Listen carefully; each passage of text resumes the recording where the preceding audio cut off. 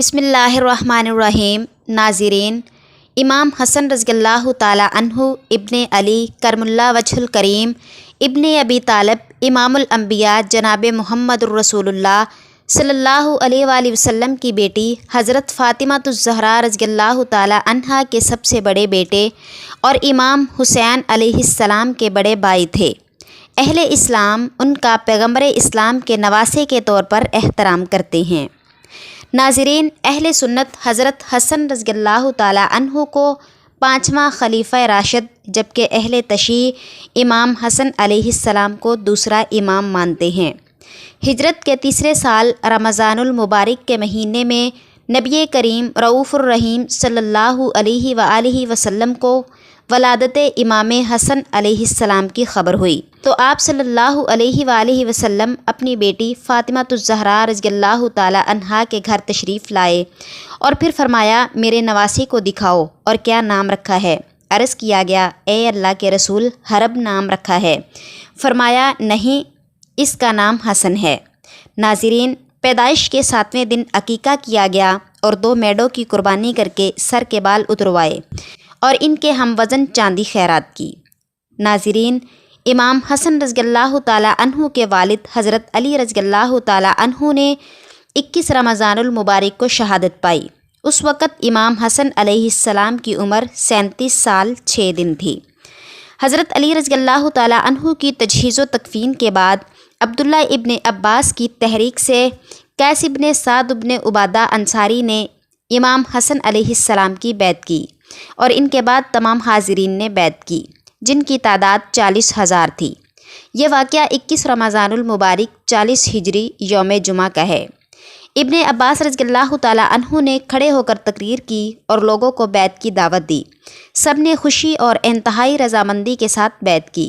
آپ نے مستقبل کے حالات کا صحیح اندازہ کرتے ہوئے اسی وقت لوگوں سے صاف صاف یہ شرط طے کی کہ اگر میں صلح کروں تو تم صلح کرنا اور اگر میں جنگ کروں تو تمہیں میرے ساتھ مل کر جنگ کرنا ہوگی۔ سب نے اس شرط کو قبول کر لیا۔ آپ نے انتظام حکومت اپنے ہاتھ میں لیا اور کام متعین کیے اور مقدمات کے فیصلے کرنے لگے۔ لیکن جب آپ نے دیکھا کہ اسلامی معاشرہ انتشار کا شکار ہے تو آپ نے تخت حکومت کو خیر آباد کہہ دیا، کیونکہ حضرت حسن علیہ السلام کا واحد مقصد حکم خدا اور حکم رسول کی پابندی کا پرچار تھا۔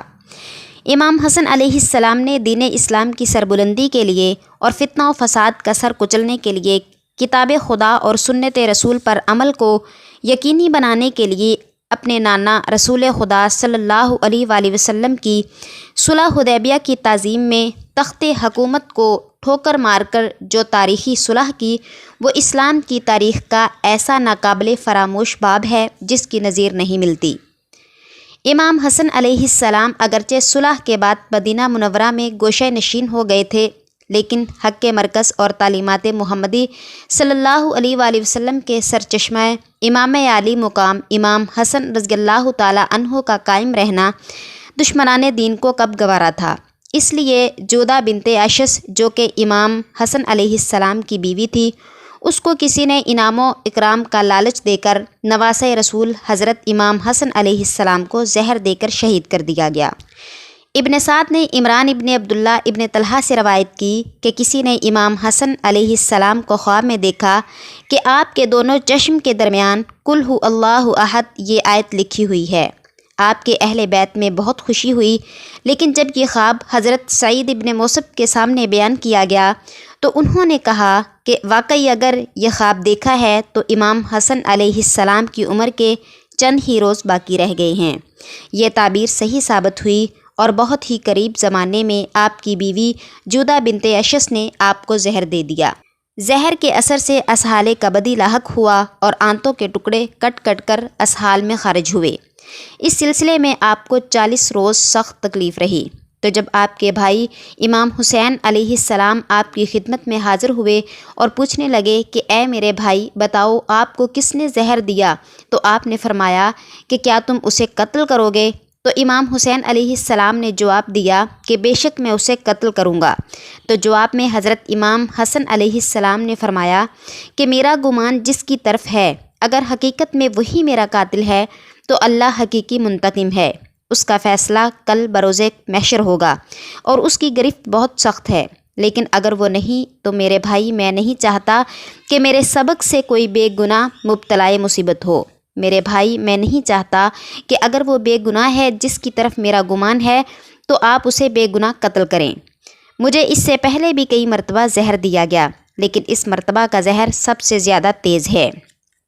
امام حسن علیہ السلام کی کرامت اور منزلت کیسی بلند و بالا ہے کہ آپ سخت تکلیف میں مبتلا ہیں، آنتیں کٹ کٹ کر نکل رہی ہیں۔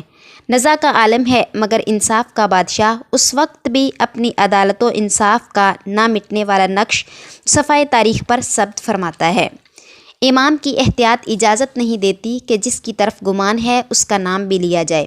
اس وقت آپ کی عمر 45 سال 6 ماہ چند روز تھی جب آپ نے جام شہادت نوش کیا اور 5 ربیع الاول کو اس دار ناپائیدار سے مدینہ طیبہ میں رحلت فرمائی اور درجہ شہادت پر فائز ہوئے۔